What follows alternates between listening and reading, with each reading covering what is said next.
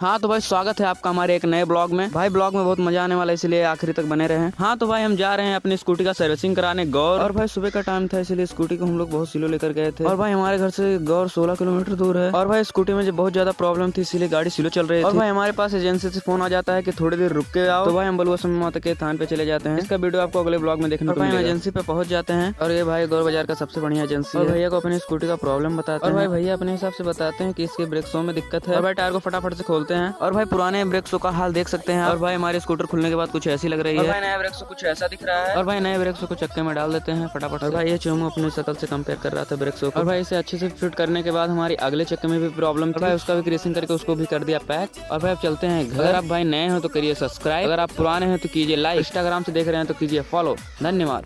और भाई मजे की बात यह है कि यूट्यूब पे हमारा व्यूज नहीं उठ रहा है। और भाई हमको भी प्यार सपोर्ट दिखाइए, हमारा भी हमारा से लड़ बुझे घरी घरी चूल्हा लग जारी।